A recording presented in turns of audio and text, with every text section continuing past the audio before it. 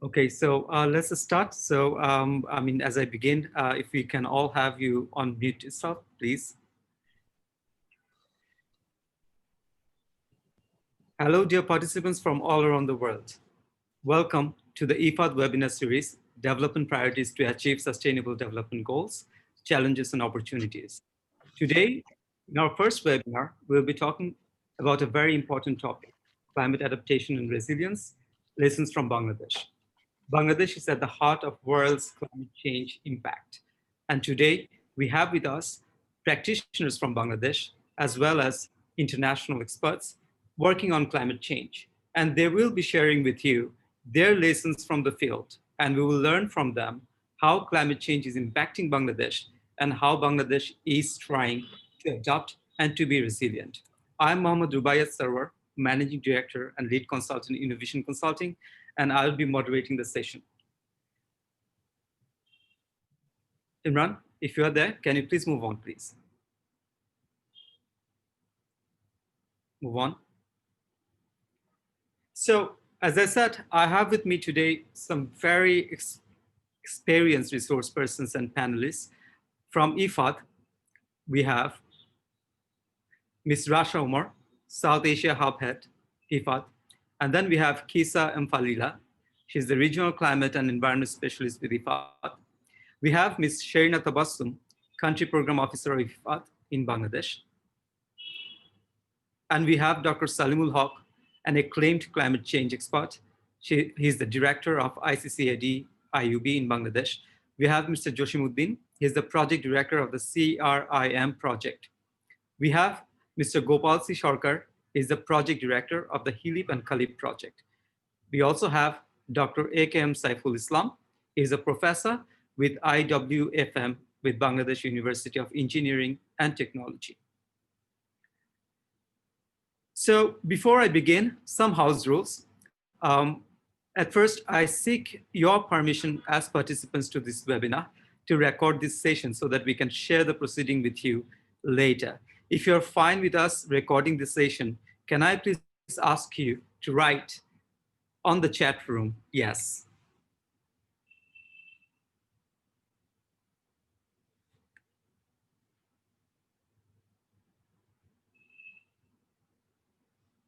Thank you so much. That's great, fantastic for your cooperation. And I can see very clearly how we have got used to with Zoom. Also, just as an exercise, can I see from which city you're joining right now? I'm joining from Dhaka.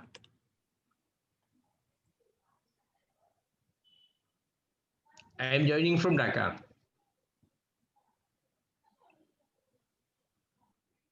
So I have Nottingham, near Nottingham, Myanmar, Dhaka, New Delhi, Sweden, Rome, Cox's, Rome. Fantastic. So lovely to see people from all around the world. Afghanistan, that's fantastic. Great. That's super. So what we will do in today's session, if you go to your screen and if you click at the bottom, you will see there is a button, Q&A button. Can you all see it, the Q&A button? Yes, we can see.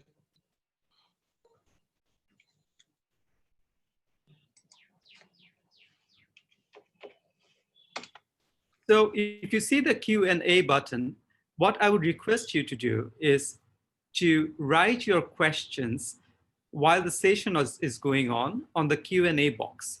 We will just attend to questions that are on the Q&A box. And please, when you're writing the questions on the Q&A box, I request you to mention the name of the panelist to whom your question is directed to. So if that is clear, that would be fantastic. Without further ado, I request Ms. Sherina Tabassum from IFAD Bangladesh to please share with us the context of this webinar. Ms. Sherina Tabassum, over to you. Thank you very much, Mr. Sarwar, and thank you for opening today's webinar. I warmly welcome all panelists and all participants to today's webinar. This whole concept of doing a series of webinars started earlier this year before we were struck by the COVID pandemic. And I'm very delighted that all our planning and all our huddling, all our brainstorming is coming to fruition today. If we could move to the next slide, please. I will briefly introduce the Bangladesh country program to everyone. Can we move to the next slide, please? So currently, the Bangladesh country program is one of the largest country portfolio of IFAD. As you can see, the cumulative portfolio amounts to about US dollars 2.3 billion. And we have currently active projects, and we have partners from all over the government, including the local government engineering department, the Ministry of Agriculture, Bangladesh Water Development Board, and finally, the Polli Kormo Sahayak Foundation. We have been reaching millions of households and millions of people in Bangladesh. To date, we have been able to reach out to and benefit 11.7 million households in Bangladesh. And the portfolio is a rich portfolio in terms of partnership. If we could move to the next slide, please.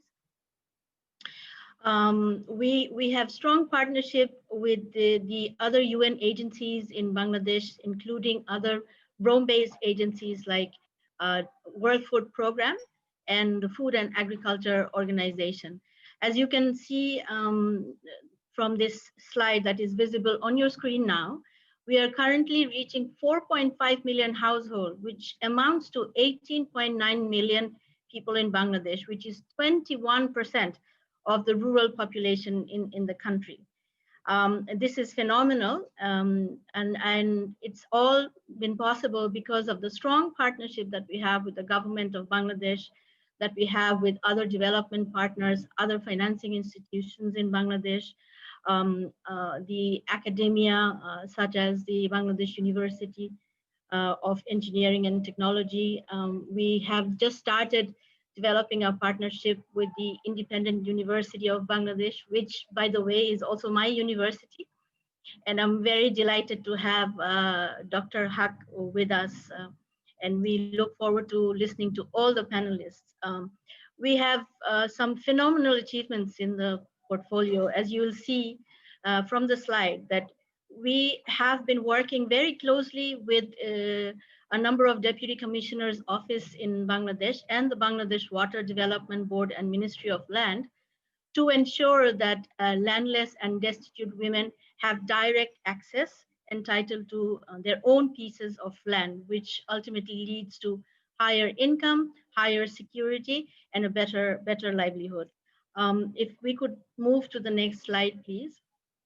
As I mentioned, that our portfolio has a number of ongoing programs, and some of these programs are dedicatedly working on climate change and adaptation, but all our programs have elements of climate change, adaptation, and resilience. And we will hear from our honorable project directors and our colleagues as we progress with the webinar.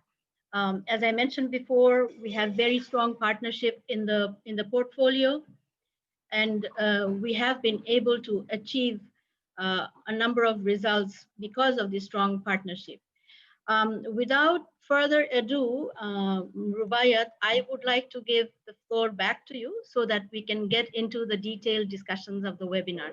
Thank you very much to all of you for your presence today, and I eagerly look forward to the proceedings of the webinar. Thank you very much.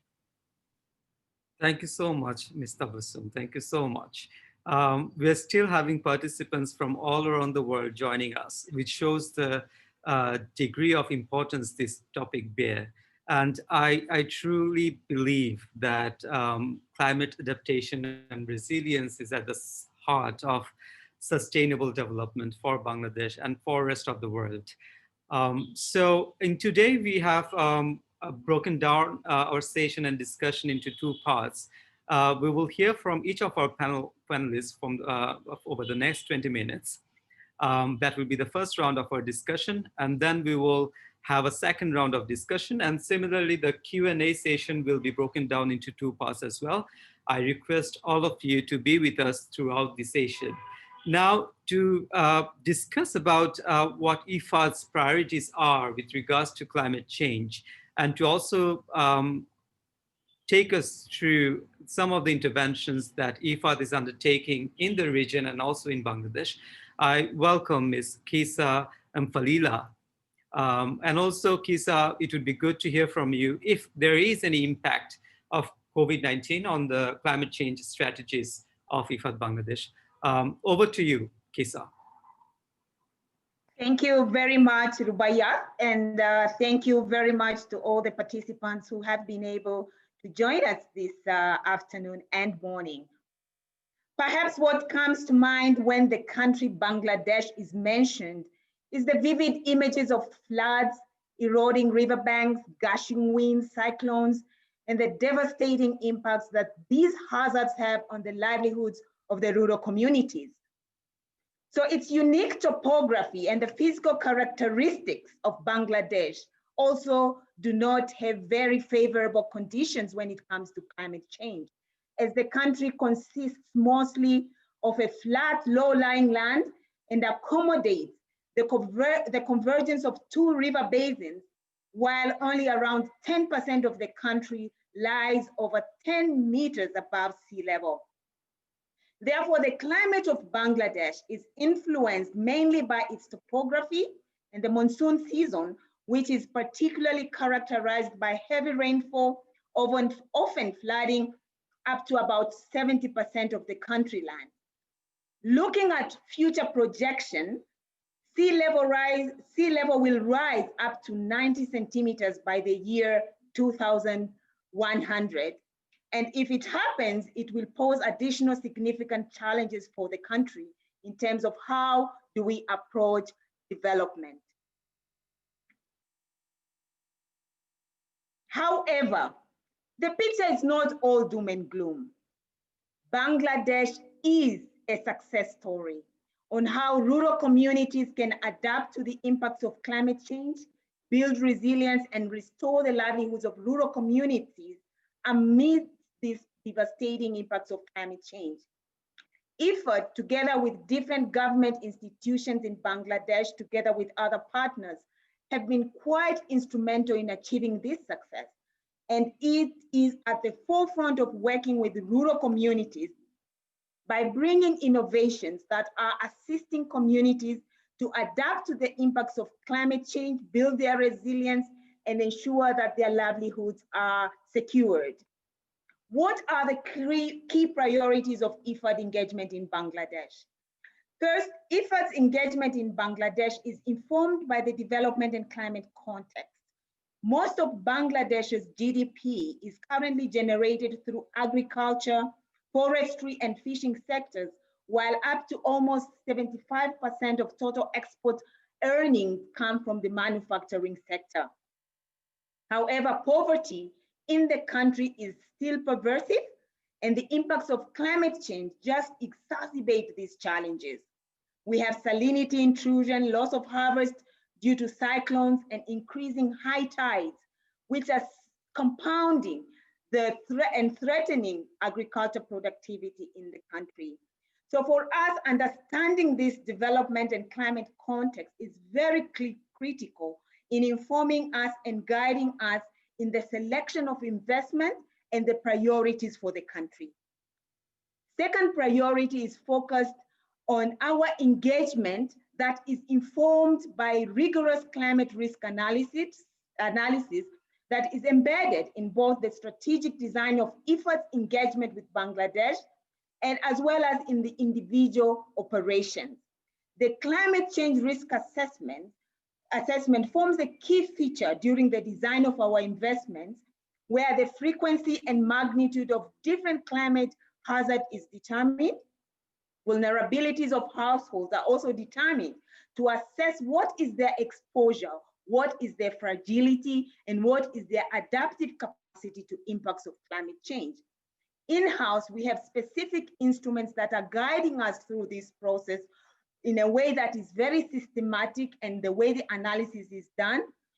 And we have dedicated financing that help us achieve the targets in terms of how do we build climate resilience in Bangladesh one of which is the adaptation of smallholder agriculture program, of which Bangladesh has benefited. Thirdly, our investment model in Bangladesh emphasizes an integrated approach using the concepts of value chains. So IFAD investments ensure that the livelihoods of the rural poor are safeguarded from the impacts of climate change by diversifying the sources of income while we are building the community's resilience against climate change.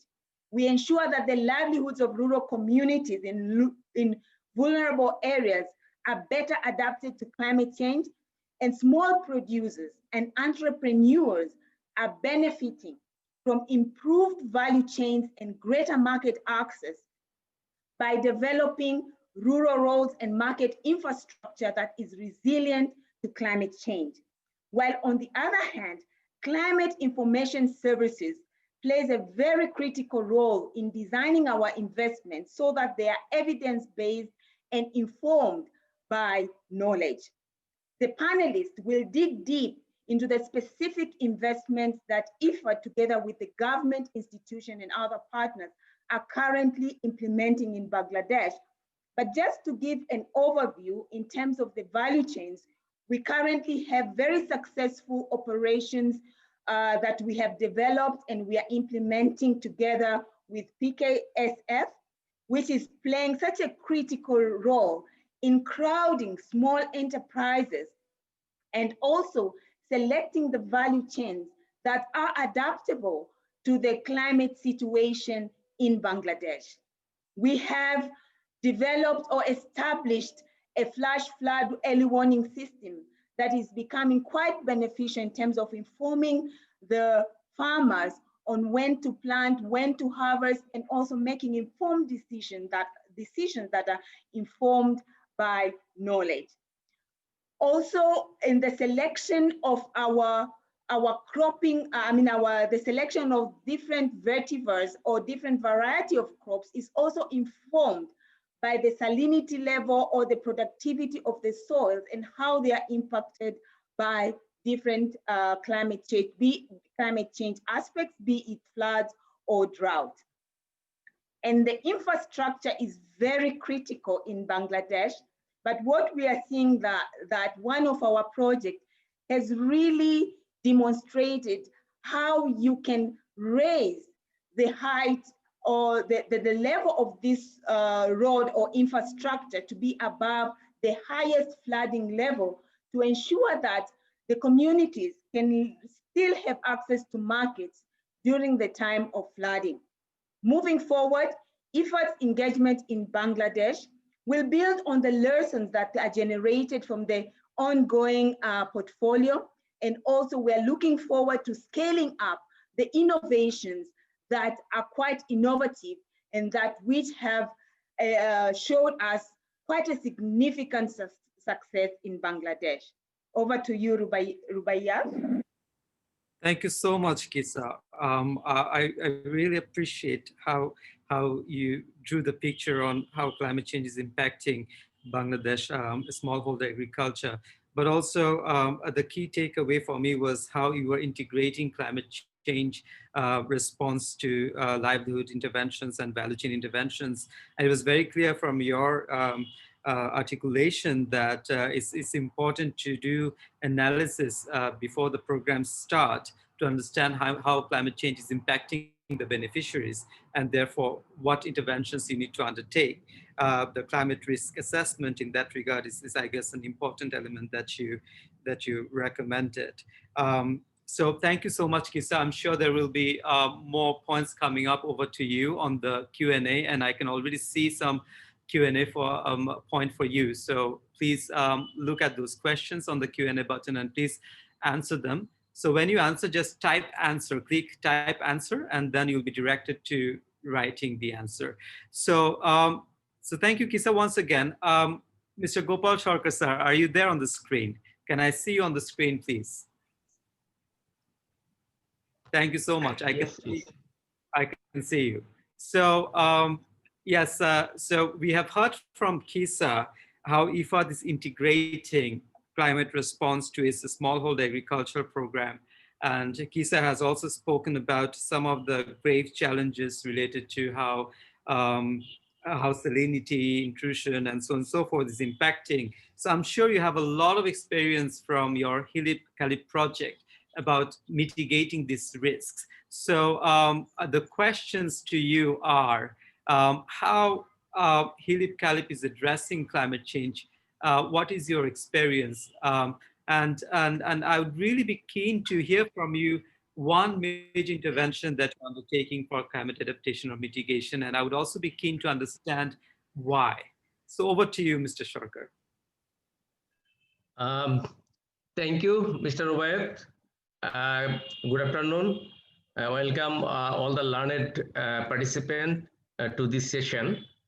Now, basically, I am going to tell you a story regarding one of the most vulnerable area of Bangladesh, which is situated in the northeast part of the country and locally called the Howrah area.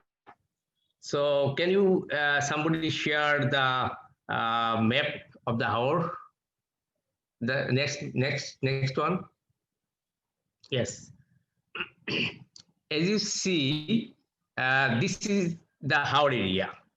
So in the north, you see the Meghalayas of India. We call Meghalayas Basin. In the east, Assam Basin. And in the south, Tripura Basin. And within this surrounding, the low-lying area is called the Howrah area. So you see the yellow arrow. These are the transboundary river. Out of 55 transboundary river, 23 are in this area. So you can realize how hazardous and climate. I think we lost Mr. Sharkar. Can you hear him? Sorry. Yes, we can hear him. Yes, we can hear him. Continue. Yes. And you see the blue arrow is the only outpath of all this water is called the Meghna River.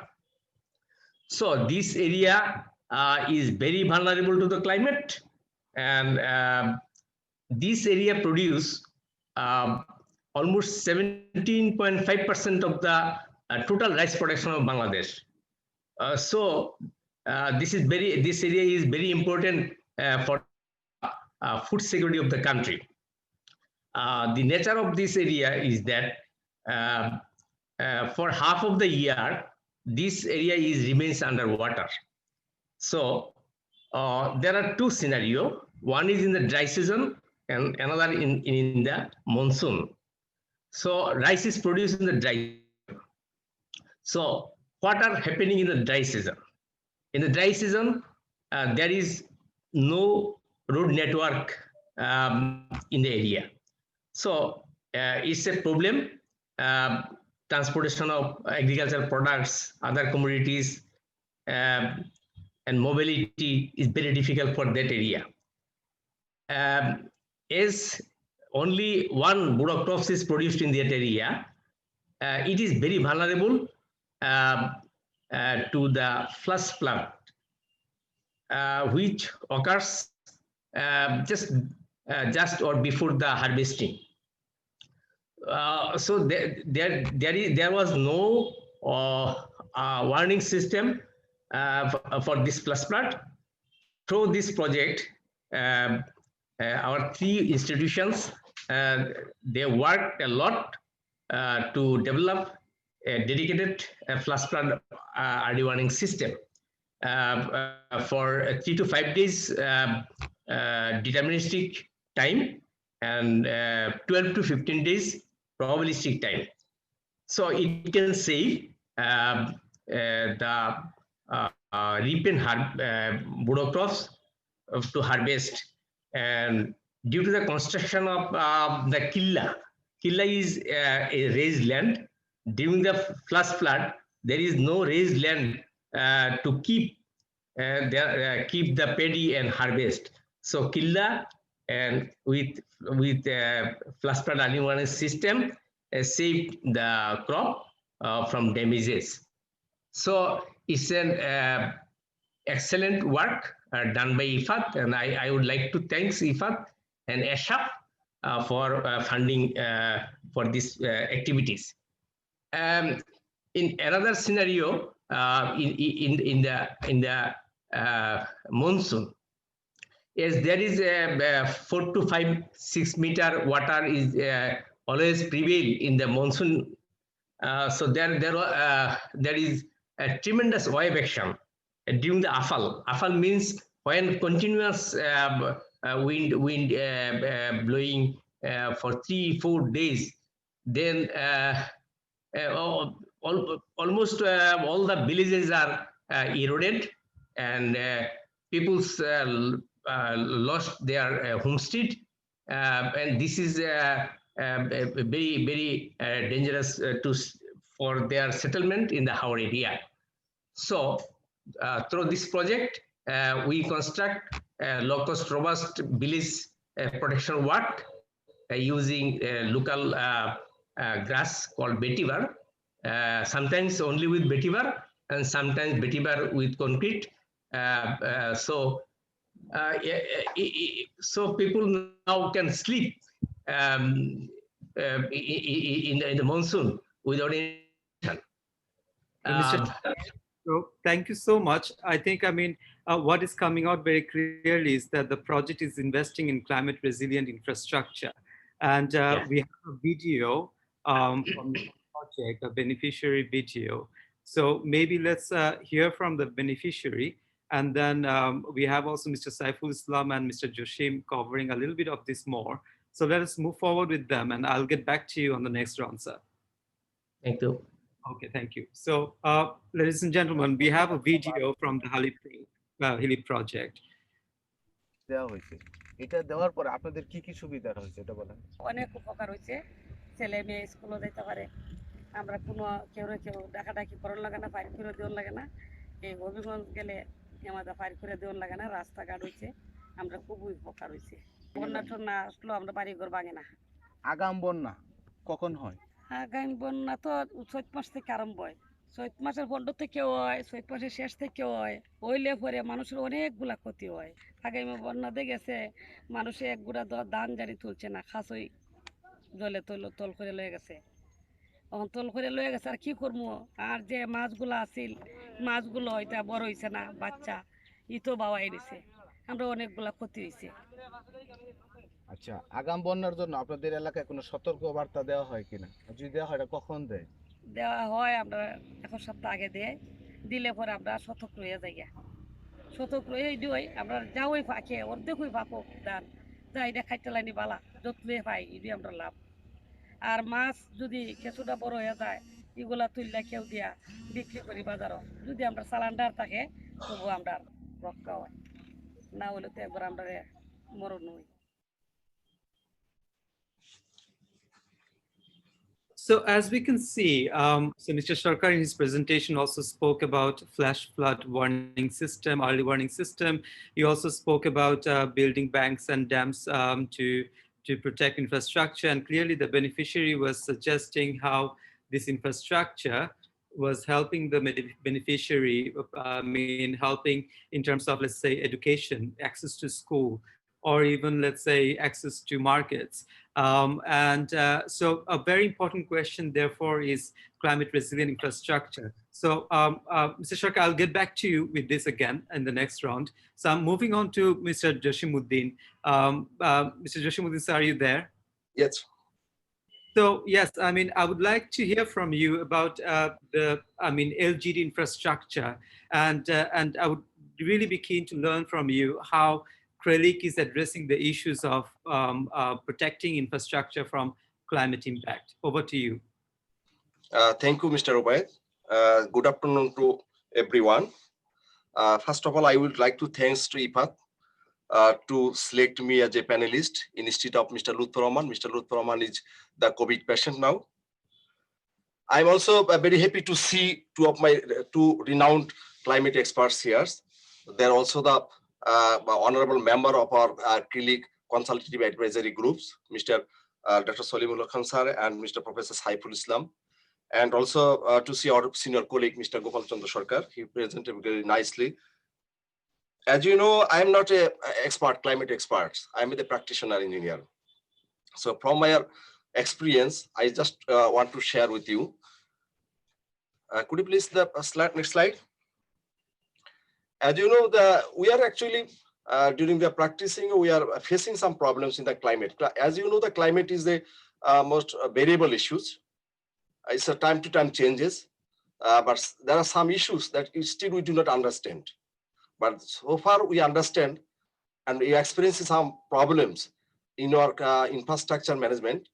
That is some pavement softening, rutting, flushing, and bleeding of asphalts, and the huge pressure on the stormwater management, especially for the urban areas. Early damage for infrastructure due to climate disaster like flood, cyclone, and slides is a big issues in the coastal area as well as the northern and the eastern part of the countries. As you know, the rapid damage of concrete due to the corrosion, salinity problem in the coastal belt area, and due to increase of surface runoff. It's a very important issue for us because due to the heavy precipitation, the increase the precipitations, the huge surface runoff, that's actually caused the erosion of the embankments and the pavement also. So taking this climate change effects in our environmental, in our infrastructure, so LGD at present, they have taken a lot of activities. And I think the IFAD and the other peoples know the IFAD already finished one project, the CCRP. That project also include the all climate change issues during the design, planning, and implementations. And also the just presented our one project director, Mr. Gopal Chandra Sarkar, that in the Howard area, they also consider the climate change issues, early warning system, and other issues. So LGD have already taken, they changes the design standards, already design standards, and their design standards already has considered the climate change issues, and it was reviewed by the United Nations Office Project Services experts. It is under now in the Planning Commission for approval. So this is the institutional arrangement for LGD. On the other hand, because as I mentioned, the climate change is a very variable, that two experts can say more. So we need to capture the variable parameters of the climate change issues. So LGD at present does not have any knowledge management in the LGD. So we are actually under the project of the GCF, Green Climate Fund projects. This is the first project in the Bangladesh. We are actually undertaking one center, that is the CRILIC, we say the Climate Resilience Local Infrastructure Center. We are saying it is a center of excellence, and that center actually will work as a hub of the climate knowledge. Because LGD already taken a lot of projects, so we need to, under the lesson learned from that projects, we should review the ongoing projects, and that lesson learned and ongoing project data, we'll capture the data from the internationals, and this CRILIC actually will analyze this data and give the informations, and they will provide the modification of our design standards in the planning, in the maintenance, and the implementation operational levels. This is the actually main functions of the CRILIC. As you know, it is shown in the graph. The CRILIC is the center point. They have a networking, local and international institutions. So they will capture the knowledge from the national and international institutions. So they will work as a think tank and innovation lab that develops and tests, evaluates innovation to enhance the climate resilient infrastructures. Okay. Thank you, Mr. Jashamuddin. Thank you so much for the brief presentation, but you have brought forward a new this point here, which is about data for decision-making on climate response and resilience. Exactly. And why CRILIC is here, our main objective is to actually the consideration, the integration of climate change adaptation into the decision-making criteria in our planning, design, and the implementation operation levels. Okay. So thank you so much. If I now move on to Mr. Saiful Islam from BUET. Okay. Are you there, Mr. Saiful Islam? Yeah, I'm listening. So Yeah. we were hearing about the significance of climate resilient infrastructure. It's coming up as a theme for this webinar, it seems. But also we are hearing about data for climate resilience. I mean, to you, my question is, let's say, to what degree the existing policies in Bangladesh support all these initiatives that we are talking about? What are the key policies that guide the interventions? And do you think these policies are adequate? Over to you, sir. Thank you very much. And I like to first thank IFAD for organizing such an important webinar, which focusing on climate change strategy and policy in Bangladesh and how IFAD works is actually helping to build resilient Bangladesh. First, if you go to the next slide, please, I like to uh, draw your attention to the current plans, strategy, and policy that Bangladesh government already implemented and going to be implemented. As you know, previous two speakers already mentioned that Bangladesh is one of the most vulnerable country to climate change, where IFAD projects, two important projects, they shared that they have trying to build resilience of the country. But as you know, this since so many sectors actually affected by the climate change, we need more support from the global community. So Bangladesh started its path long ago. Actually, first program that addressed the immediate adaptation need and anticipate the adverse impact of climate change. In 2005, Bangladesh developed National Adaptation Program of Action. So we call it NAPA. As you know, when we have fever, we use NAPA as it's a paracetamol to get cured from the, so it's sometimes people acronym this, we need a paracetamol to cure from the climate emergency or climate related crisis that globally we are facing, including Bangladesh. So that program was a very fast effort by the Bangladesh government. Second program, actually Bangladesh done is the Bangladesh Climate Change Strategy and Action Plan, BCC-SAP 2009, which is a knowledge strategy of the adaptation program that is built in 2005. And it sets 44 programs actually, which has 6 pillars, which are on food security, social protection and health, comprehensive disaster management, infrastructure, research, knowledge management, mitigation, and low carbon development, and capacity building and institutional development.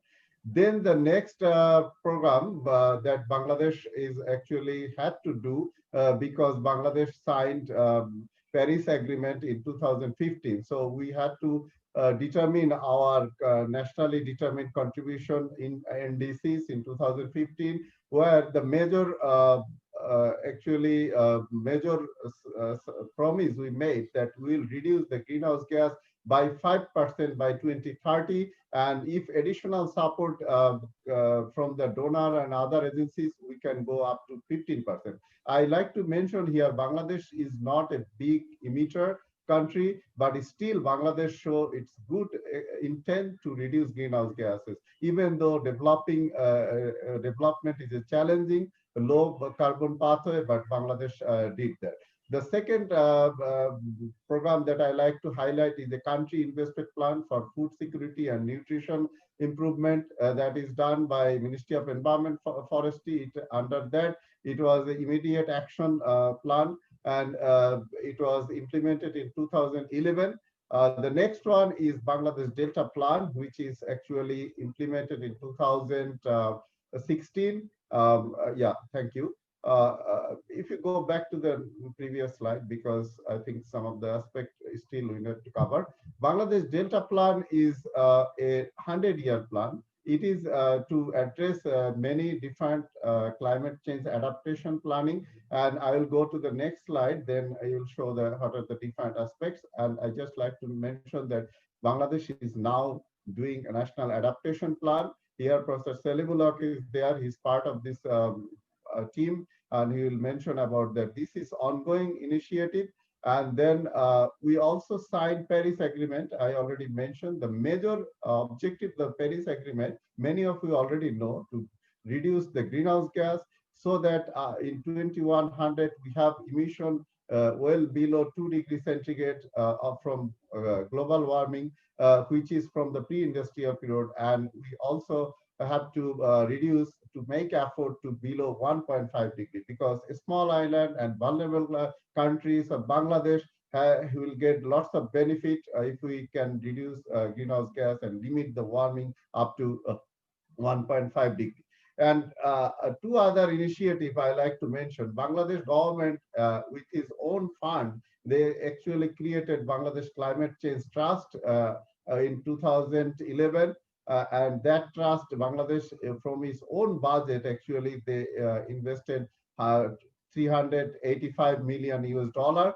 And there is also another fund, Bangladesh Climate Change Resilience Fund, which is 190 million invested in 2009 and 10 to build the national capacity.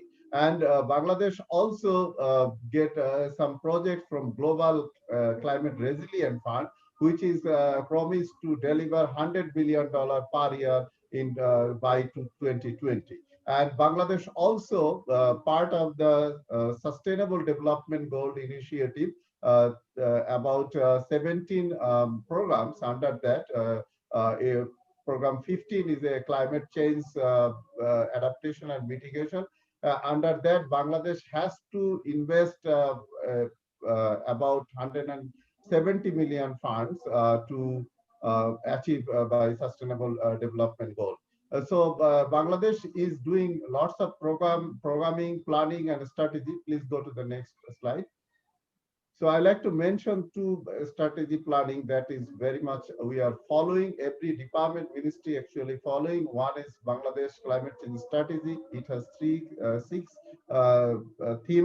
five themes under its food security, social protection, comprehensive disaster management, infrastructure, research knowledge, mitigation and low carbon development, and capacity building. So under that, we are now taking action of different plans, and we are different programs, different ministry follow that. And then the Bangladesh Delta Plan, which divided country into 6 hotspots like coastal zone, Barin, drought prone area, flash flood area, Chittagong hill tracts area, major river adjacent area, and urban areas. And rest of the other areas actually under cross-cutting areas. Can you go to the next slide, please? Yes, here a Delta Plan is a strategic plan for long term, which is about 50 to 100 years, which will give some of the benefit. For example, we are expected to have 1.5% annual growth if we implement this Delta Plan by 2030. And we need about 2.5% of annual GDP every year to be invested under Delta Plan.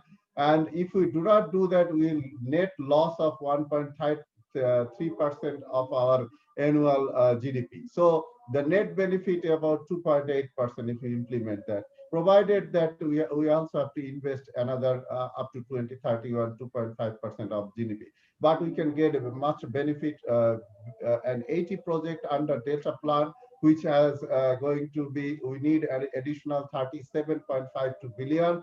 And that has to be done to make Bangladesh resilient. Can you go next slide, please? Mr. Saiful Islam, I need to move on, so we can come back later.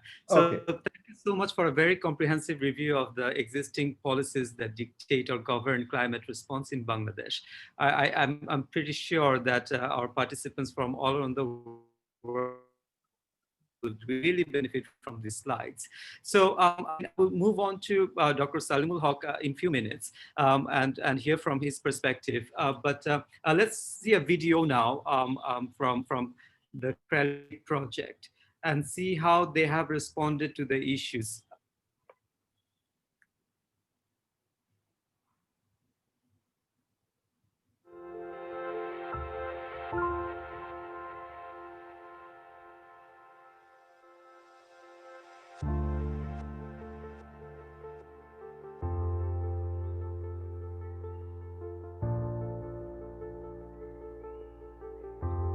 Adjacent to the Sundarbans, a UNESCO World Heritage Site, Koira is located 96 kilometers south of the divisional city of Khulna. Hundreds of canals flow through Koira into the Bay of Bengal. Over the years, villages were formed encircling the canals. For years, these canals were the only way of transportation for the dwellers during monsoon. আগে কাদা ছিল, তারপরে পরে ওই কলা গাছ ঠাস দিয়ে ওই পুজো যাইতো, এনে বড় পুজো হতো। ওই পুজো ওই মানুষজন জাতি পেত না, এই বাড়ির ভিতর দিয়ে চলতো বাগান দিয়ে। তারপরে কলা গাছ, একটা বাড়ির ভিতর দিয়ে সবসময় লোকজন রাতে দিনে হাঁটাহাঁটি করা তো একটা অসম্ভব। আচ্ছা, কলা গাছ ফেলেই দিতাম, তাও হতো না। কলা গাছে কাদা এত কনি হাঁপড়, সিন কলা গাছ দিলি তারপর দিয়ে কত আর হাঁটা যায়, কাদায় স্লিপ খায় না।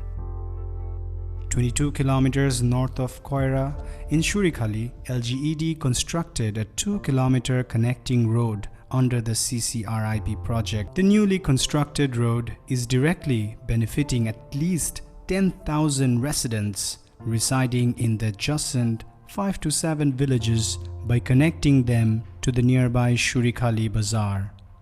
Absence of proper communication channel leads to severe distress, especially during monsoon. আগে দালান না থাকলে এখন বৃষ্টির কারণে কোনো জায়গায় লোকজন চলাচল করতে পারতো না, বিথাকে না হতো না। এখন পাকার পরে সবাই বৃষ্টি হলেও চলাচল করতে পারে। বৃষ্টি থেমে গেলে একটু দাঁড়ানোরও জায়গা আছে, বাইরে হাট বাজার ভালো হয়, আগে হতো না হাট বাজার ঠিক মতো। The new access road also created several business opportunities. সেই সময় হলো চলতো টাবরি, নৌকা যেতে হতো দূরে কোথাও যেতে হলে।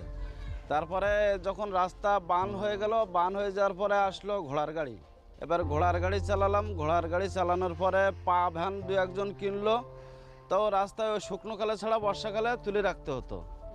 এখন আর বর্ষাকালে তুলে রাখতে হয় না, সারা বছর চালানো যায় গাড়ি। পিচের রাস্তা হয়েছে, আমাদের 5-7টা গ্রাম আমরা উপকৃত। মনে করেন খেপনা, পাটনিখালি, বেসপাড়া, ভান্ডারপোল তথা সুড়িখালি, এরকমভাবে আমরা এই কয়েকটা গ্রাম এই রাস্তাটা হয়তো অনেক উপকৃত হয়েছি। এবং আমাদের গ্রামে মনে করেন 2-1খানা ভ্যান ছিল, এখন প্রায় 60-70 খানার মতো এই মোটর ভ্যান হয়েছে, ইঞ্জিন ভ্যান, যাতে অনেক অভাব ছিল তারা সবাই কেটে উঠেছে। এখন সবাই সচ্ছল অবস্থায় আছে।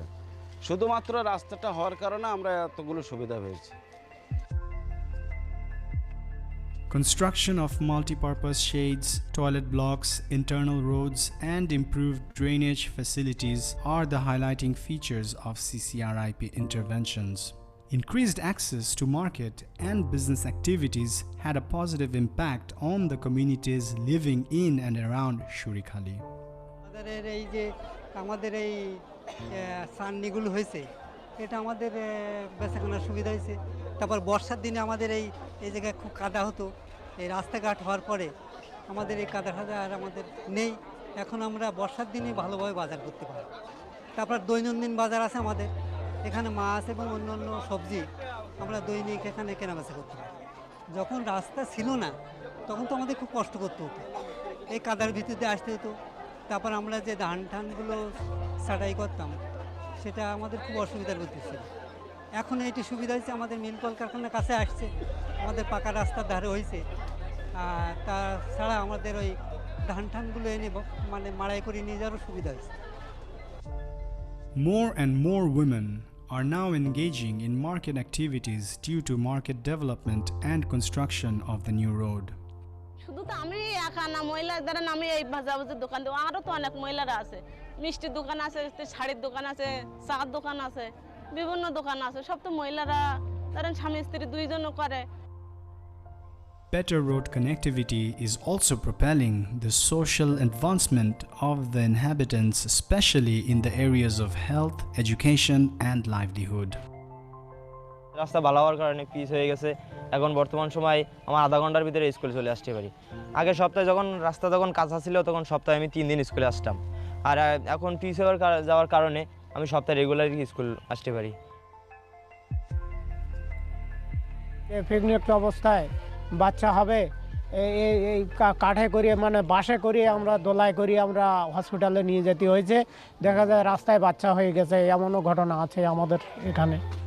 Infrastructural development is helping this community become resilient to fight poverty and to live with dreams for a better future.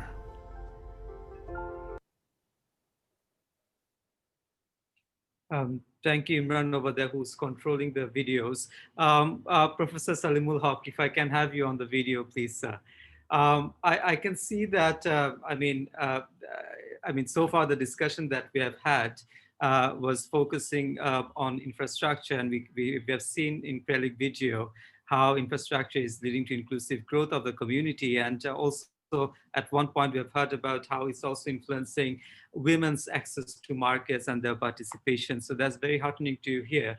Especially, I mean, I was talking to a group and they were highlighting the need for, let's say, gender inclusive climate resilience response. So I would really like to hear from you, Mr. Salimul Haq, sir, if you're there. Sir, are you there? Can I see you on the video? Yes, I'm here. Can you not see me? Yes, I can see you now. I can see you now very clearly. So, I mean, you are an esteemed climate expert. So what else? What are we missing in this discussion so far? Could you please take us through some of the key important issues for climate resilience for Bangladesh?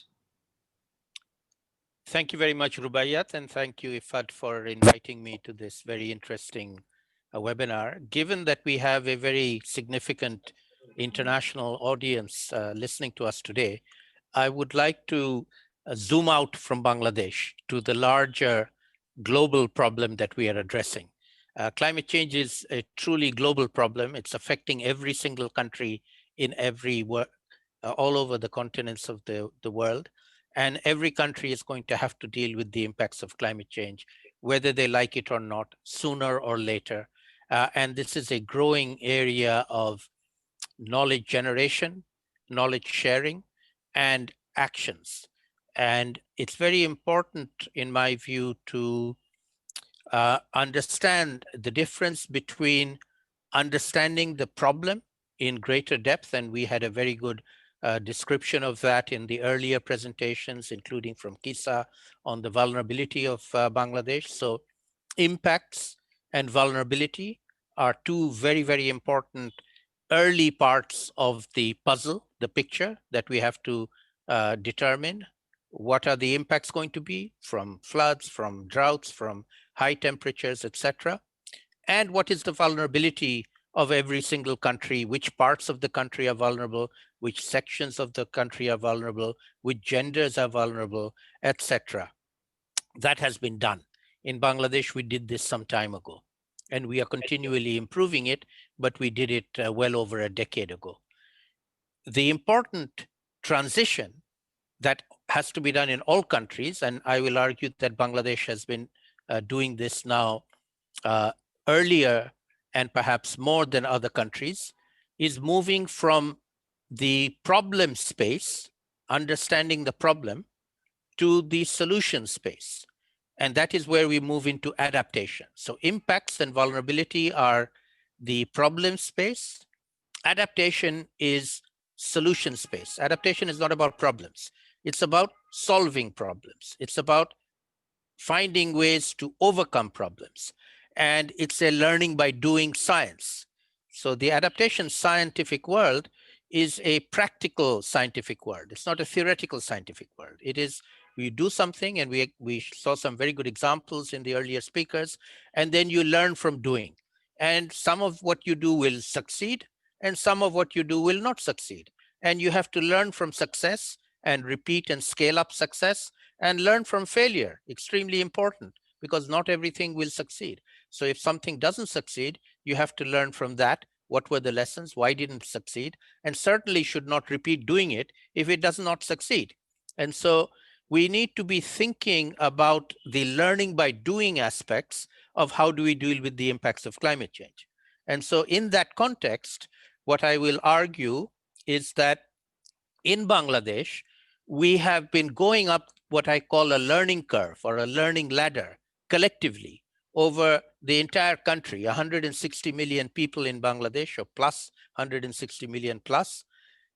We all know about climate change, so we know about the problem. We are all now figuring out what do we do about the problem, and that goes for everybody here. Professor Saiful Islam gave us a very good list of what the government is doing. The government is doing many things, but the government's not doing this alone. There are many other actors here. There are NGOs. IFAD is working. My center, International Center for Climate Change and Development, has set up a network of universities called Gobeshona, We have more than 50 research institutes and universities together on this platform, and we share knowledge and experience on doing this. So adaptation to climate change as an issue, global issue, is a learning by doing process. And so we have to learn and we have to do, and then we have to learn again, and then we have to do again. It's a stepwise process. And in that process, in Bangladesh, we do this, we have a modality for doing this, which in the Gobeshona platform that I just mentioned, we have an annual meeting every January. We come together over 4 days. We used to host it in my university at the Independent University Bangladesh.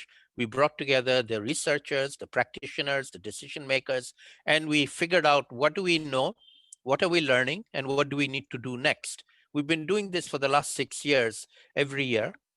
The next one we will be doing in January 2021, from the 21st to the 24th of January. But there are two very important new developments, which is firstly, because of the pandemic, we will not do it as a physical in-person event. We will do it as a virtual event over 4 days. But even more importantly, we are going to use the advantage of being a virtual event to make it a global event. So it's not just about Bangladesh. It used to be about Bangladesh, but from 2020 onwards, it will not just be about Bangladesh. It'll be about global issues related to one aspect of adaptation, which is about locally led adaptation. And that is really where IFAD has a major role to play. And I will invite IFAD to participate in that and share your global experience, not just your Bangladesh experience, of how can we support the most vulnerable communities. And that includes women, the children, it includes disabled people. There's a whole spectrum of more and more vulnerable communities within larger communities that need to be addressed and taken into account and brought into the picture. And that's why we use the word locally led, not just aimed at local people, but led by local people. And that is really what we want to highlight. And so I will invite IFAD Bangladesh as well as IFAD International to participate in the Gobeshona session in January and share what you are doing. As I said, it's a global event, which will be now 24 hours over 4 days with particular sessions aimed at different geographies. So we'll start in the East with the Pacific and then come to Southeast Asia, South Asia, Middle East, Eastern Africa, Western Africa, Europe, North America, South America. We will be doing them in Spanish and in French as well for Francophone and Spanish-speaking countries. So we invite you all to participate in that, share knowledge. We need to, the last point I'll make is that we are now in 2020, as we are ending the year of 2020. Not only is this year the year of the COVID-19 pandemic, but it also happens to be the year where climate change is now a reality. Human-induced climate change is a reality. From 2021 onwards, everything is going to be affected by climate change, and we are going to have to adapt to it at scale and at fast pace. So we have to up the game in terms of scaling up our action, scaling up our information, scaling up our sharing of information, both South-South and South-North as well. So I am very happy to join you here, and I invite IFAD to join us in this knowledge sharing at scale going forward. Thank you, Rubaiyat. Thank you so much, sir. I'll come back to you later in this session, but I really liked how you, highlighted the importance of the adaptation, which is the solution part, which is Bangladesh doing. And also you have taken us to the fact that it's not only a Bangladesh problem, it's a global problem. And really appreciate your initiative and your invitation. So I'm sure our colleagues are taking note of that. I will move on to our first speaker, Mr. Gopal Chandra Sarkar. We have the Q&As coming up, so I request all the panelists to respond. I will just, for the sake of the time, I'll move on and I will combine the Q&A later in this panel. So, Mr. Gopal Chandra Sarkar, sir, if you're there, so I come back to you on your project, and we already have heard some of the impacts that your project is having. But moving forward, I really want to hear from you not only all the impacts, but also some of the obstacles that you faced when you implemented your project. Over to you, sir. Mr. Gopal Chandra Sarkar. Thank you. Are you hearing me? Are you hearing me? Very clear. Thank you. I already mentioned some intervention as well. And first, I would like to respond regarding to questions, I think. So there are two questions to me that what we are doing regarding the fish production besides the rice. Am I sure regarding my question? Sir, we will come back to the questions later. We will coordinate that for you. Okay, so fine. let's focus on this. Fine, thank you. Yeah. Thank you. Where I stopped regarding the construction of the submersible route. So two more thing I would like to mention again. Climate and livelihood. This is very related. So due to the climatic vulnerability and livelihood is hampered seriously. When a flash flood occurred, so people lost all his agricultural product, and yes, there is no alternative livelihood activities. They'll migrate to other cities where they will get opportunity. And also when their homestead is destroyed, they replaced to another places. So what the project is doing, the project has trained the people in various alternative livelihood trades like vocational training. So we trained 9,000 beneficiaries in 9 trades where they are receiving a certificate from the Technical Education Board, which is recognized worldwide up to level 1. So they can get job in nationally, internationally, or they can be self-employed. So this is an alternative livelihood which reduce the migration of our people. So a lot of training activities we are doing, and also for the fish, we from the project first introduced the very nutritious mola fish cultivation in the Howrah area. So people are now cultivating mola fish, and also the land ministry transfer 500 bills. I think you know bill the water body where fish is catch. So through these fisheries, we can produce more fish, and we can restore the endangered fish species. And this was surveyed by a third party, world fish.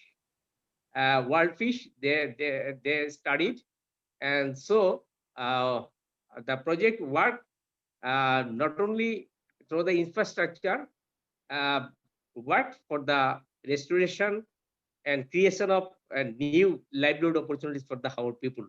So it's one types of adaptation with the climate vulnerability or climate effect. Thank you. Thank you so much, Mr. Sarkar. Thank you so much. I think you also brought forward the issue of how climate response can also be integrated to nutrition, because if you're speaking about mola fish production, this also related to nutrition of the and community. one more thing I would like to mention, due to the heavy siltation and sedimentation, the rivers and rolling areas are silted up, and which creates a frequent flash flood and reduce the production of the fish as well. So from the project, it is not possible to go for the capital dredging in the river, but we re-excavated so many canals and builds the water bodies, and it helps the farmer to use the water for irrigation, and also cultivation of the fish in the canals and the fields as well. Thank you. Thank you so much. Thank you so much for enlightening us on that. So moving forward, I would come back to Mr. Joshimuddin sir, over to you. So my question to you is, what has been your experience in developing climate resilient infrastructure, and what lessons would you share with us to move forward? So over to you, Mr. Joshimuddin. Okay, thank you, Mr. White. Give me the second time. Could you please the next slides? And actually, as I mentioned earlier, that we all LGD now consider the climate change issues in the designing, in the planning of the infrastructures. So in futures, what we are actually consider the climate. I mentioned that climate, there is a lot of changes in climate issues. Sometimes we did not understand the issues, but the issue that we can understand, we consider during the planning and design of the infrastructures. That we mentioned here, the sea level rises, we consider this one, because at present we design the high freeboard of the height, and also the embankment height, we consider this one. And wind velocity also consider, and the magnitude and intensity of the tidal surge we consider during the design stage. And salinity is very important in the coastal area. So both in the design and implementation, we consider these issues. And structural integrity, we understand the climate-induced events. There's we consider, but it still is learning. It is learning. That's why we are actually waiting for the KLIC results. So when we'll get the results from the KLIC, that will actually fully consider the climate change issue in the future or LGD design standards. Next slide. That you mentioned, I mentioned here that there is a conventional design earlier we did, that now is to change the climate resilience designs. That you mentioned some issues here. There are a lot of issues also there. The normal freeboard, we consider the normal freeboard. At present, we consider the normal freeboard plus the climate freeboards. These drainage stacks are considered based on the present climate scenarios, but now adequate drainage stacks are considered based on the future climate scenario also. Normally, sand aggregate subbase is not provided under concrete base. We are considering this one because for the drain purpose. RCC resilient pavement is not normally provided. Now we are fully RCC pavement in the huge climate vulnerable area. We are considering these ones for the resilient issues. And conventional slope protections, we are providing about initial conventional slope protections. We are making a slope protections considering the bioengineering also. So this is the issue that we are considering in our design and implementations in LGD infrastructures. So next slide. So I just here, just one point that I mentioned here, the sea level rises, what's the effects and the common interventions and the LGD interventions. Just you can read these ones. The LGD intervention considering the sea level rises, climate change infrastructure improve, consider the future sea level rises, infrastructure provision protects salinity intrusion also we consider. Assessing the level of surges in appraising the sub-projects during the feasibility study, we consider this one. Excavation and re-excavation of the ponds and for creation of water sources for drinking. As you know, the coastal area, the scarcity of the drinking water is very, very scarcity. So we are, when we consider some infrastructure, suppose the cyclone shelters, we now consider the pond excavations for during the cyclones, the people, the shelter there, they can take the water from there. So this is our interventions we are now considering. Next slide, please. So if we see the way forward, it's a very big issues. From the evidence of our past experience, we consider that we need to revising our maintenance plan. Because as you mentioned, no, we are following the maintenance policy at present, but there is no contingency plan and resilience issue in the maintenance plans. So LGD is now considering that contingency plan and resilience issue in the maintenance issue, because during the events, suppose the AMPAN this year, we have a lot of structure damages, and that is a disruption of the communications. So we need to improve our communication rapidly. How can we do it? So we are planning to introduce the contingency plan and make our structures resilient. So we think we need to long-term monitoring and feedback of our projects that we already completed, and it's ongoing projects. So there is a vivid need of similar project in the coastal areas to rehabilitate more infrastructures. It's very important.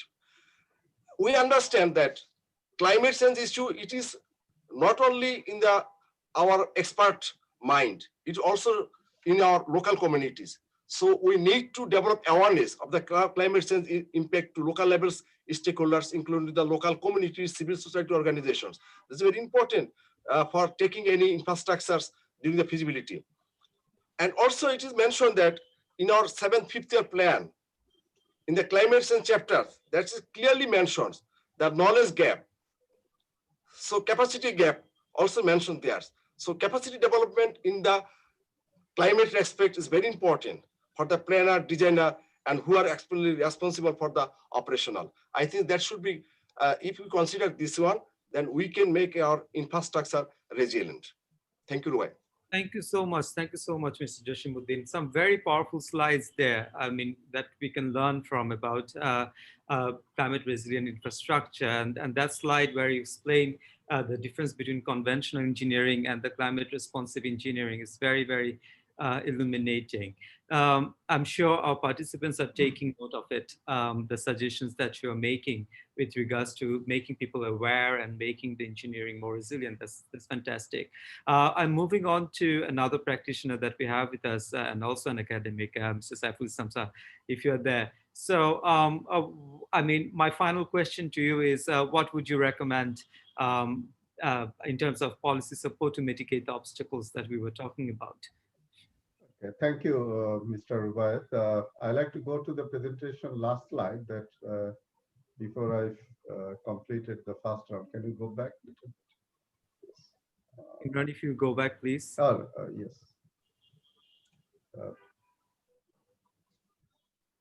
Yeah, here. I think Professor Salimullah mentioned that there are other initiatives, not only government planning and strategy, like he mentioned about IFAD programs, Gabeshona programs, and also many NGOs implementing the government policy and strategy. And universities, they also conducted high quality research. Before I go into that, what are the obstacles, I just like to show that what are the natural hazards that under changing climate, Bangladesh is going to be expected based on some research findings of academic journal paper and other reports and IPCC reports as well. We are a very small country, but if you have a look at that in the upper part, we are going to experience more frequent flooding, monsoon flood. This year we have more than 40 days intense flood, and I'm glad to say that LGD is taking a project called Probhati, which is actually building a climate resilient infrastructure in the north and north central Bangladesh. Another project that in the northeast part that the honorable project director mentioned that a FUAS project, which is a flash flood improvement under the HELIP project, our livelihood improvement project, that actually improved the livelihood. That's because in future we're going to expect more flash flood. Similarly, in Barind area, that's another hot spot. We are going to expect more drought and severe drought condition. In coastal area, already our colleague Jashimuddin LGD from LGD project director, he mentioned that a coastal resilient infrastructure, and government of Bangladesh also making another improvement that is called a CEIP, Coastal Embankment Improvement Project, because recently we have seen many cyclones. Like this year we have super cyclone Amphan in May. Last year we have seen cyclone Bulbul and Fani, and we have seen more frequent cyclone because the warming make a pathway for forming more cyclone and intense cyclone in Bay of Bengal with more precipitation. So we are expecting more cyclone storm surge, and sea level rise condition also make more hazardous. Similarly, we see landslides and heat wave condition and urban flood. This year, we saw in Rangpur, one single day rainfall occurred in 433 millimeter rainfall, and the city was underwater. So there are many other initiatives and projects. So go to the next slide, kindly. Yes. After that. Yeah. Yes, after. Yeah. The challenges that was summarized actually Bangladesh National Adaptation Plan. They have conducted a study by GIZ and government, and that shows that there are a couple of challenges. One of them is lack of climate information. That already Engineer Gopalda mentioned that we do not have good downscale data or weather data. So we have, but it's not enough, and it's not collaboration between the neighboring countries. We also need human and institutional capacity because there are large different institutional capacity. There needs a long-term vision and mandate because clear political mandate and commitment after changing government or changing a minister should be always same. I'm happy that last 10 years or more we are doing the same policy and we are following that. Implementation has sometimes coordination with the stakeholders and also the other participants for clear guidance. Sometimes it is a lack of financial research. And then mainstreaming, it also a problem if we do not mainstream, but fortunately the government is now mainstreaming climate change policy and planning and allocate budget. And also Bangladesh Delta Plan will be implemented. So lots of changes will be made, which we faced in the past for implementing climate change adaptation policy and program. And participation should be NGO that Professor Salimullah mentioned, other organization and women organization, vulnerable group. It's a common platform we need. And monitoring evaluation is important, should be result based and outcome oriented for a climate resilient development. Next slide, please. So final recommendation, policy recommendation. I just like to give emphasis. There are two ways climate change crisis can be mitigated. One is mitigation, another is adaptation. We need energy efficiency, renewable energy, electrification of industry, efficient transport, biking. We also need, I think I can't see the last slide. One second. We we need carbon taxing subsidization. We need also for the adaptation resilient infrastructure that LGD is doing, natural resource restoration. One of the big reason of rising flood peak is the lack of reservoir, and we are actually illegally encroach the canals and floodplains. So that's caused a lot of problems. We need to solution like a green Dhaka or response city concept. We need to diverse our cultivation. We also need research and capacity building platform like Gobeshona that Dr. Haq mentioned, and also disaster management, because Bangladesh is going to face many disasters in coming days. So if we follow this, even our personal lifestyle, changing of food habit for low carb and vegetarian foods, that could be better. So all actually we have to think about how to mitigate and adapt. It's not a one single action that needs. It's a common and diverse and also participatory from government, NGO, and many other actors, and also academic institute as well. Thank you so much. Yes, thank you so much for those enlightening recommendations. I'm sure once again that our panelists and also our participants are taking note of it. We're having some very interesting questions on board. So I would like to move on to that and open the floor for next 8 minutes. Because we're running short of time, I would really focus on the questions now. And I would really request you all who I'm directing the question to keep your answer to 1 minute, please. Salim sir, if you're there are some questions for you, and I would like to start with you, sir. Thank you very much. There's some very good questions. Since time is short, I won't go into a lot of details, but let me just make one additional overarching comment. I mentioned the global scale of climate change and adaptation earlier. There is another scale issue that we need to also keep in mind, which is a time scale. Climate change is not a disaster. Disaster management is a short-term activity. Climate change is going to happen over the next 10 years, 20 years, 30 years, indeed for the whole century. And so we need to think longer term in whatever we are doing. So in my view, one of the most important areas that we should be thinking about, and I recommend IFAD to think about this and happy to engage in discussion with you, is empowering the next generation of people. The investment must be in our people, not in things, not in an embankment, a road. These are all good. I'm not saying don't do them.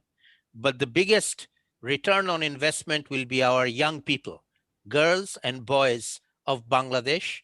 They are our future. And if we can invest in them, make them climate champions, they will not only help Bangladesh become resilient and solve the climate change problem, but they will be an asset to the rest of the world, because we are learning today what the rest of the world will have to deal with tomorrow. And that is valuable knowledge if we can harness it and build on it. So let me leave you with that thought of how do we go to the future? Long-term investment with long-term returns, not just immediate returns. Thank you. So, I mean, the two questions that were for you, do you want to take any of those, or should I move on? That's my answer. You know, invest in Okay. in young people. Yes, so that's what you're suggesting. Okay, thank you so much. That's really interesting idea. I want to move on to Gopal Chandra Sarkar, sir, to you. There is one question to you, which is you talked about the flood early warning system, and Roshan is asking, it would be good to hear from you how the flash flood early warning system is functioning and how are the communities benefiting. I think, I mean, we have responded to that on the video on how the early warning system is impacting, right? But there is also another question, I think, which you did not answer. The question was from Mr. Merul Islam, and he was asking, can we build resilience of our communities sustainably without adopting a whole how ecosystem-based adaptation? So whole how ecosystem-based adaptation. You want to reflect on that? Yes. Yes, thank you, Meherul Islam. Professor Salimul Haq already mentioned that climate is a global issue, and Bangladesh is a very small country. So for the global climatic effect hampers in Bangladesh, and also not in the same way in east part of the Bangladesh. In coastal is in one way, in Haor is another way. So without considering the whole Haor ecosystem, no adaptation is possible. But it is very important to consider whole the Haor ecosystem. But from the project, one project, it is very difficult. So I think as we have many success in the flash flood early warning system and many of the biodiversity related activities of the project, and I would like to request IFAD. I think IFAD will come forward for the next project, taking all the good learnings of the project and those what are missing. And I think already Professor Salimul sir already mentioned regarding this issue. And I think we obviously we are with you. We should consider all the how ecosystem based adaptation. Thank you. Yes, Gopal sir, do you want to talk about, or do you have any additional comment on flash flood early warning system? Flash flood early warning system is a very new approach in our country. One thing I should mention, in 2016, when there was flash flood in the Haur area, and I was in the field in Sunamganj, then our national weather broadcasting, it is mentioned that there is no probability of flood in Bangladesh. At that time, I mentioned, I communicated with my partner institutes that there is a flood in Haur area, but in the national media is telling that there is no flood. Then I returned to Dhaka and convened a meeting. And in that meeting, our partners mentioned that there is no danger level in the Howrah area. So where we were, then we fixed the danger level. So these are the byproduct, because we did not have enough idea what to do regarding the flash flood early warning development. Recently, we are going to purchase digital elevation data from the Survey of Bangladesh, because without the dam data, we cannot calculate the inundation height of every places. So it's a continuous process. It's just a piloting. So piloting is working very good, and I think in the next project we can take a big budget and address all the all the activities we are missing. And also Professor Saiful mentioned that, and I also mentioned in my presentation, that we don't have collaboration with exchange of data, weather data from India. But in the Howrah area, this area is all surrounded by India, and the water comes from India is responsible for the flash flood. So we have a lot of work to do. Thank you. I think that's a very, very interesting segue to Dr. Saiful, because there's a question that relates to you there. I think, I mean, it was asked by, did you already answer that? No, I like to. Yeah. So there was a question on how to integrate data between India, Nepal. Yes, I can see it now. So do you see the possibility of establishing an inter-country climate information services? So 1 minute, please. Can you answer to that question? And to others, there are some other interesting questions coming up. Could you please answer those, because I would have to move on. So answer Okay. those live. Okay. So, but, yeah. Okay, thank you, Mr. Rubaid. Yes, I agree with you. And Engineer Gopal, he already mentioned that it is essential to need inter-country collaboration, because some part of catchment in Bangladesh is outside Bangladesh, and the water actually come from outside. So we need this. We agree with you. And there is another question that the investment should be not only Bangladesh. Yes, it's not actually possible even Bangladesh to huge amount. And on the other hand, Bangladesh actually one of the vulnerable, and Bangladesh is not greenhouse gas emitter. So it's a responsibility, collective responsibility from the developing country, which developed country, which already is emitting a lot of greenhouse gases, and they should help the developing country, not only the monetary support, but also technology and others. I just like to respond one or two questions very quickly. One about the sea level rise. I like to say, if there is a projection that mentioned that it's 1.7 meter, actually it depends over the country. We did some studies, and because of the subsidence, the even 1 meter rise, sea level rise would have been 1.5 meter. So, but if you have a like a paleoclimate and very long term, which is 7 meter, what will happen is this country has a flat trend, coastal area 0 to 5 meter. We can't go 7 meter sea level rise. So sorry, we have to mitigation action. And the last question was, I feel, is there any local adaptation plan from Mr. Dr. Mohan? There is no plan for another plan. We need now program and action. Thank you. Thank you so much for the really short but succinct answers.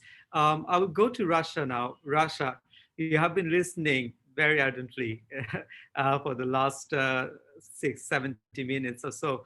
So, I mean, I'm coming to you for a wrap up on the keynotes that you have taken from the discussions of the panelists. Over to you, Rasha. Thank you very much, Rubaiyat, and thank you very much to all the panelists and all the participants for a very engaging discussion. So I would like to share with you some of the takeaways that I take from this presentation, as well, or the discussion, as well as present the vote of thanks at the end. So please bear with me. Now, first is the key takeaways from this webinar. I think for me, the most, the most compelling takeaway is that really Bangladesh is taking its global commitments very seriously and is putting in the measures to honor these commitments. So Bangladesh is a signatory to the Paris Agreement, and they are really, as a government and as people, as academicians, civil society, they are all working to put these measures in place. And as Dr. Saiful explained, have a mix of mitigation and adaptation measures to climate change. The other, which was also well underlined by Dr. Salim, is really that climate change is a long-term endeavor, and it needs to be backed by a strong political will and commitment. And we do see this. You hardly have countries that develop, forecasting and perspective plans like the Bangladesh Development Plan for 2100. So the political commitment is definitely there. The other point that also struck me very much during the discussion is how the panelists were always going back to data and to evidence to guide their investments, as well as to guide the future course when it comes to addressing climate challenges. And also having a very detailed analysis of the hotspots and areas of vulnerability in Bangladesh. What was also very refreshing about the discussion today is that it was full of solutions. So it means that Bangladesh, as Dr. Salim has also mentioned, and was very rightly highlighted by Dr. Gopal and Dr. Jasimuddin, there are many solutions that we can learn from. There has also been failures that we also need to capitalize upon. And it's not just about the solutions, but about the people who can carry these solutions and improve on them in the future. So I really like the idea of youth as champions and really making climate resilience more of a social movement. However, there are a number of big challenges that remain. Dr. Saiful Islam has really highlighted that the financial commitment to meet the Bangladesh Development Plan is about 2.5% of annual GDP. That's a huge outlay of resources. The second is the implementation capacity, and it's not just implementation capacity of individual agencies, but of also how these agencies can work together in an integrated manner. Whether between government agencies, NGOs, the private sector. The third challenge that was clearly highlighted is the cross-border collaboration, whether in watershed or basin management or even weather data. And I'm really happy to see that, for example, the Indian Meteorological Department has put out a global weather database for the sub-region so that it can also inform climate change adaptation and mitigation. Fourth challenge is the policy framework. And the participants have also highlighted what are the incentives, the balance among incentives for adaptation and mitigation, because we definitely need both. But it's not incentives only to look at country level. I think the discussion has also shown that we need incentives for cross-border collaboration as well as global collaboration. And this is perhaps where an agency like ours, the International Fund for Agriculture Development, comes on board. We're a multilateral agency, so we're a very good platform for international collaboration. And because of our mandate, or thanks to our mandate of investing in the rural poor so that they can achieve prosperity and resilience, we are committed to support the government of Bangladesh efforts to mitigate and adapt to climate change, and ensure that these measures reach the rural poor and build their resilience effectively. In Bangladesh, we have been in a very rewarding partnership for more than 40 years. And this partnership, as you have seen today from the examples of Hilip Kalip, as well as other partner organizations like the local government engineering department, how these have really led to very strong results in building incomes, assets, and resilience of the rural poor. Now, we also really, commend the Ministry of Agriculture as well, Bangladesh Water Development Board, and the Palikarma Sahayak Foundation for their work on climate resilience as well. As was mentioned and underlined, climate resilience is not just about infrastructure, but a lot about developing, the right value chain systems, as well as investing in human resources. IFAD is currently supporting the government of Bangladesh with the establishment of a country program support unit that is housed in the Economic Resources Division of the Ministry of Finance. And this unit is expected to play a major role in documenting successes and lessons learned from the country program of IFAD in Bangladesh, and working with line ministries to provide enabling policy environment to scale the solutions up. And what we have also taken from the government of Bangladesh and also the discussions that we've had today is that going forward, as an agency, IFAD needs to leverage more climate financing and make sure that these resources are channeled to the rural poor in the hotspot areas. And this is really something that will be informing our future investments in Bangladesh.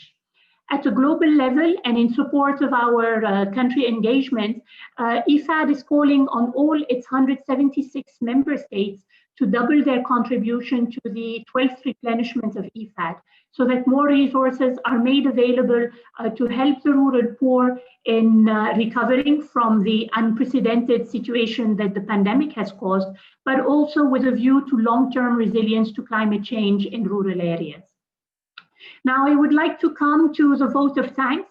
I would like to start by Dr. Gopal Sarkar, who's the project director for the Hawar Infrastructure and Livelihood Improvement Project and the Climate Adaptation and Livelihood Improvement Project, which is implemented by the local government engineering department. Dr. Sarkar, as you have seen from his presentation, is a pioneer. He has pioneered innovation of submersible roads in the Hawar region, and he has also introduced biotechnology engineering and flash flood early warning system to climate-proof infrastructure, as well as protect lives and livelihoods. So thank you very much, Dr. Sarkar, for your contribution to this webinar and your relentless work in building climate resilience in the communities you work with. Next is Dr. Jasimuddin, Project Director of CRIM of the Local Government Engineering Department. And I really appreciate how Dr. Jasimuddin has put forward the role of knowledge management that CRELIC will be playing and its growing importance as a center of excellence. And what is very useful is that this center of excellence is really ahead of with the kind of solutions and experiences in Bangladesh, is ahead of other countries. So it can play a major role at global level to share its experience with other countries which are also experiencing vulnerability to climate change. I come to Dr. Saiful Islam from the Institute of Water and Flood Management from the Bangladesh University of Engineering and Technology. Dr. Saiful Islam has really shown us how research, the successful link between research and development, and how evidence is being used to really inform future investments. And I'd really appreciate Dr. Saiful Islam for his contribution as well to a global knowledge base through his role as a lead author in the IPCC's 6th assessment report. Dr. Salimul Haq, who's the director from the ICAD of Independent University of Bangladesh. I would like to thank him for his contribution. He's outlined the importance of iterative learning about climate change adaptation and mitigation, and also how to take the experience of Bangladesh to the global scene. I also appreciate the advice and guidance that he's given to us as an agency in terms of investing in human resources and also localizing adaptation initiatives. So thank you very much, Dr. Salim, and we'll definitely be taking these ideas forward. I would like to come to you, Rubaiyat, and your team in InnoVision. I would really to thank you for the organization of this webinar. This discussion was substantive and hugely engaging. So thank you very much for your efforts. I would then like to come to the IFAD team and present also my sincere thanks to them.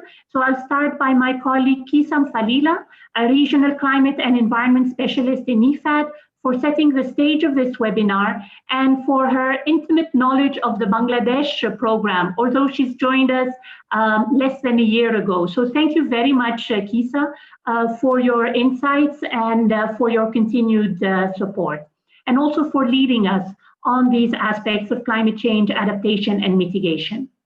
I'm also very much grateful to our team in Bangladesh, so Mr. Bassum Sherina, the IFAD Country Program Officer for Bangladesh, who conceptualized this webinar series. And special thanks also to Ms. Farhana Urmi, Communication Specialist, as well as to my colleague Nabil Rahman, Country Program Assistant of IFAD in Bangladesh, who have really nurtured this idea and worked closely as a team to make it happen. And finally, dear participants, my very sincere thanks to you for your active participation in this webinar, very strong engagement in the discussion, very pertinent questions and suggestions that you have put forward. I'm very pleased to inform you that this webinar has been recorded and the recording will be shared with us in due course. So thank you very much. And if you still have further questions, we would be very happy to discuss these with you. So don't hesitate to contact us. So over to you, Rubaiyat, and thank you very much for giving me this opportunity to address this webinar. Thank you. Thank you so much, Rebecca. We will be sharing the presentations with you. We'll be sending it to you. We will also come back to you with our next two webinars. The first one would be, the next one would be actually the women's economic empowerment issues. And then we will wrap it up in December first week with youth inclusion. So please look out for our next invitation to you. Please, I appreciate that you all have been here and you all have participated, and I really appreciate your questions. I'm very sorry that I could not take all the questions, but we will be responding to them in our capacity. So thank you so much for all your participation. So thank you to the organizers on the backside who have been supporting it, as Rasha said. I look forward to seeing you on our next webinar. So thank you so much. Today is a wrap. Thank you very much. Bye-bye. Thank you. Thank you. Bye-bye. Bye-bye. Thank you very much. Thank you. Thanks a lot. And congratulations to everyone. Thank you so much. Thank you. Thank you. Well done. Congratulations.